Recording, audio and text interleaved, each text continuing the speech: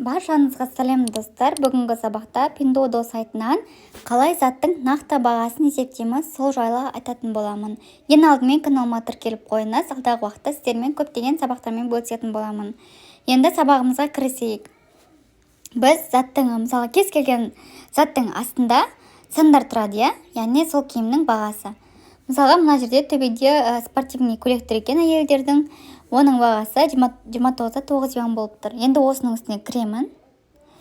Енді мұнаның нақты бағасы ма, әлде басқа баға ма, соны білу үшін төмендегі қызыл батырманы басам. Маған дәл осы киімнің нақты бағасы екен 29,9 юан деп тұр. Басқа заттарға кірейін. Мысалға, мынау ойыншық болып тұр, детский құрастырма ойыншық 12,8 юан болып тұр. Енді мен мұнаның нақты бағасын көру үшін қызыл батырманы басам. Маған қарап тұрсаңыздар, ең арзан бағаны қойып тұрған. Бұл ашын просто суреттің төмен бағасына, чтобы ең арзан баға адамдар қызыға және де оны көреді деген сөз. Енді 12,8 юанға қандай зат келеді, соны көрсететін боламын. Мына жерде 12,8 деген сан бірінші тұр. Бірінші тұрған, яғни осының үстін басайын.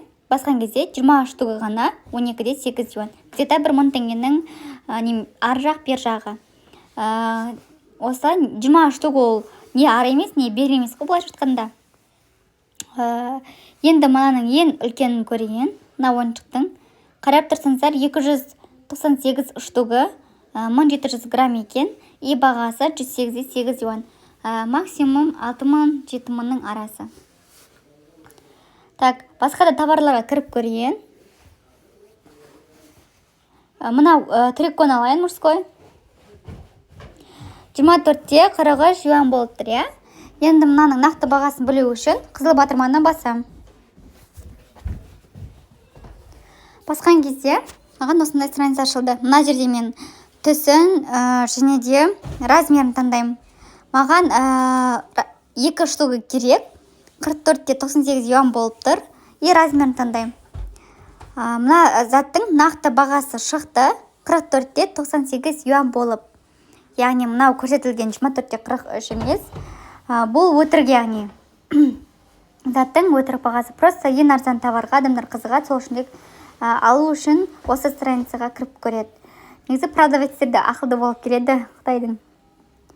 Тағы да мысал ретінде мынау қыздардың спортивкасын көрсетеген 27-де 93 юан болып тұр. Енді мынаның нақты бағасын көрейін.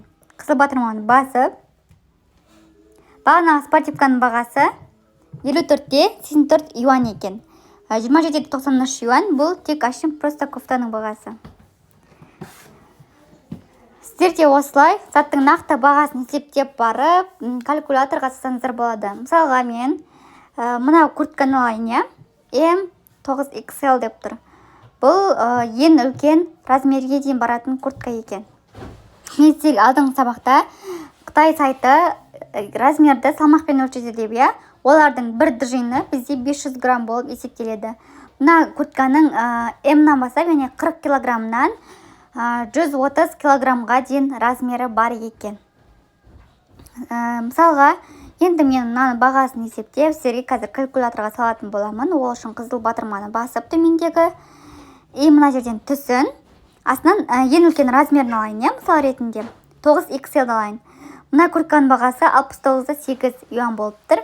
Яғни 70 юан денші мақыл. Оның услугасына где-то бір 2 немесе кейде 4, яғни заттың қаншалықты қымбат болғаны байланысты үстіне услугасы қосылады. Яғни шкаф-обслуживание дейді ғой. 70 юанды мен калькуляторға салып, 70, максимум 70 деп есептейін. Мысалға 1 юанды 70 теңгемен. Яғни 4900, 5000-ның шамасы екен. Сіздер де осылай есептей бересіздер. Негізі Қытайдың юандары әр кезде әртүрлі болып өзгереді. Доллар сияқты, мысал ретінде. Егер ұнаған болса, менің комментарийіме жазып кетсеңіздер болады. Алдағы уақытта қандай сабақтар салайын, соны да комментарий бөліміне айтып кетсеңіздер.